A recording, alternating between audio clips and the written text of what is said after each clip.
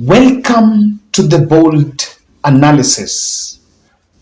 The omission of Ndindi Nyoro in William Ruto's 22-member cabinet has been sparkling reactions all over, with questions emerging on what could be behind it. So there is a report that has emerged that the journalists have tried to reach to the office of Ndindi Nyoro on his comment on this. And in this video, we are going to look at his reaction and what exactly is playing out, why he's not made it to the cabinet. And do you think he's more than interested to relinquish his position as a member of parliament for a more powerful position in Ruto's government? And what position could that be? Ladies and gentlemen, before we get to those details, I want to humbly request you to subscribe to our channel, click the notification bell, and like our video. When you like our video, you're promoting this channel from one level to the other. I'm going to continue saying thank you very much for those who've been sharing. Yes, and I continue to reach out. We are doing now starting exclusive interviews, stories, as we talk about the politics and policies that matter to the Kenyan voter. Ndindi Nyoro featured prominently in the list of those who appeared to make President, those who appeared to be close to William Ruto. And when the list was announced, the fact that he was missing in that list really has been sparkling reactions, and speculations are out here on what exactly could be playing out. And so for me, I'm not surprised, that is shocked about this. I'm not surprised about the kind of attention and the glamour, in the clamor of Ndindi Nyoro missing. Ndindi Nyoro is amongst the club of 6 that were mandated with the job in Mount Kenya to say anything filthy against retired President Uhuru Muigai Kenyatta. And in multiple interviews, Rigathi Gachagua confessed that in 2018 they met in Susan Kihara's house. That is the Naivasha Member of Parliament, not Susan, but Jane Kihara's house, the Naivasha Member of Parliament. And in that meeting, they met Rigathi Gachagua, Jane Kihara, Ndindi Nyoro, Kimani Ichung'wah, Alice Wahome, and Moses Kuria. And without, with no contradiction, their main objective and their role was one: say anything filthy against Uhuru Kenyatta, and maybe they would plan to topple Uhuru from Mount Kenya.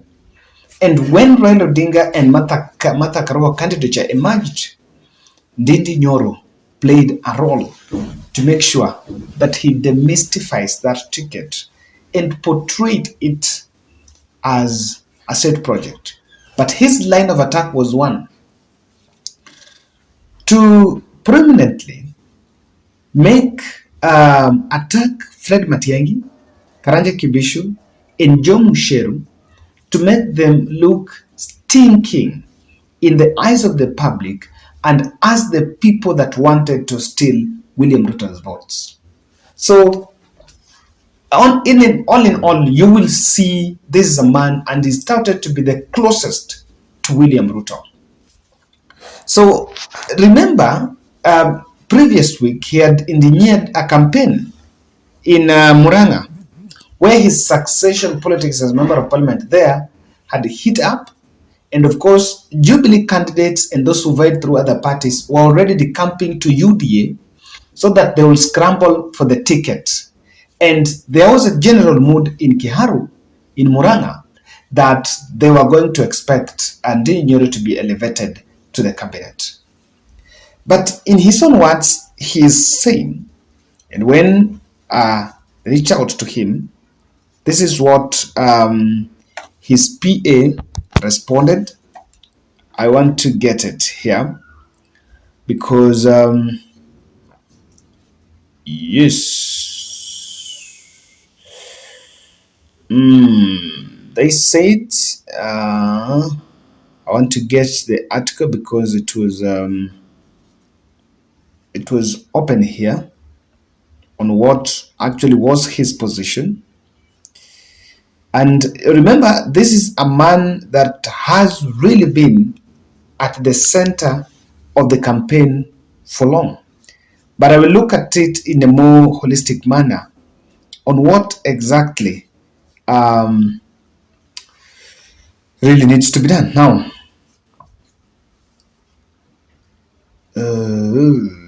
might be having, he's one of few Mount Kenya rising stars that next 40 years. He's one of the rising stars, by the way, in Mount Kenya, and that is one thing that you cannot wish away. Yes, he's actually saying, his PA is saying that Ndindi Nyoro, they have not shown any sort of discontent publicly, but they will not look deeply into the matter because according to them, there are more other positions like PS and control of budget and control of state house positions and even chief of staff that has not been announced. And of course, there is still open chances for Ndindi Nyoro to be elevated from the member of parliament.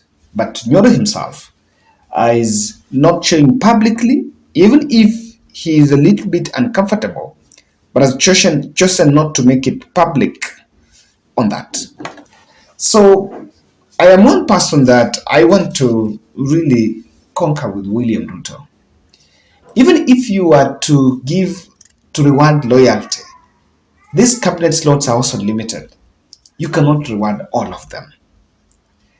And yes, he's indebted to Mount Kenya because they propelled him to presidency. But there are also other regions. And even in Rift Valley, backyard, there are many people that have not been captured.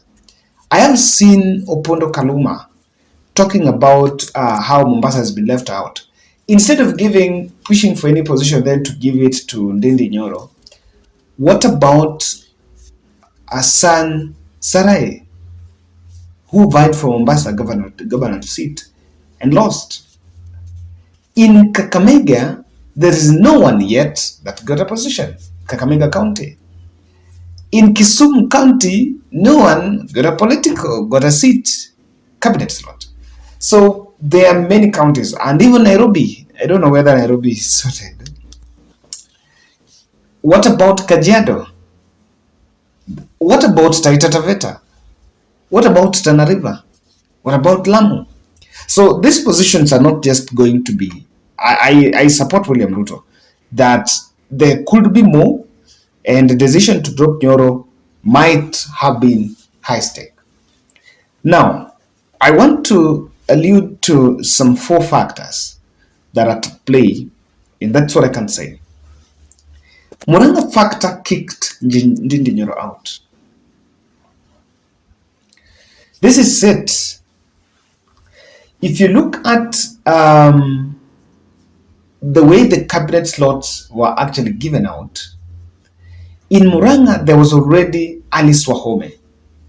So between Alice Wahome and Ndindi Nyoro, if he was to give the 2 slots there, it would be possible that you'd pick Wahome if you are to give one. Because if you look at Nyeri, they have the governor, the deputy president. Meru have been handed over Mithika Linturi for agriculture. Tharaka Nithi has been given the interior ministry. And I understand why, and I don't know about Nyandarua, someone can tell me about Nyandarua, but I also think the CBK, the treasury guy might be coming from Nyandarua. I need to confirm. Look at Kiambu. Kiambu, and the reason why Moses Kuria have really got his way is because of the Kiambu factor. The Kiambu factor that gave in Moses Kuria is what knocked out Ndindi Nyoro. Because the truth is, Ndindi Nyoro is close to William Ruto than Moses Kuria. So I can see that my speculation could be that William Ruto was at kind of dilemma between picking Moses Kuria and Ndindi Nyoro. Which one?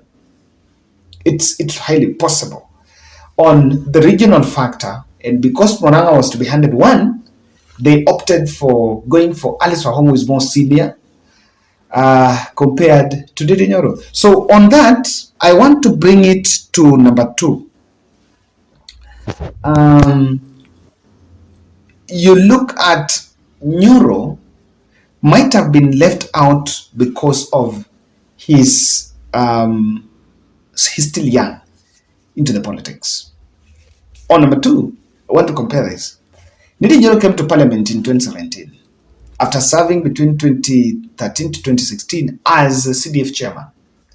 So even if you were to give, you wanted to reward loyalty, and you have two people who are loyal, Alice Wahome is almost outgoing. I want to believe that when she serves as a cabinet, as a member of cabinet, at the end of this administration, I don't think she will be going back to elective politics. She will probably make an exit.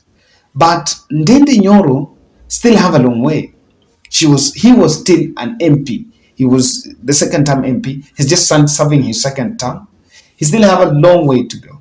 And I can see that as one of the reasons why maybe they cut out and decided, okay, they have to give to Wahome. Because, again, look at Moses Kuria. He vied as an MP, but he vied as a governor and lost.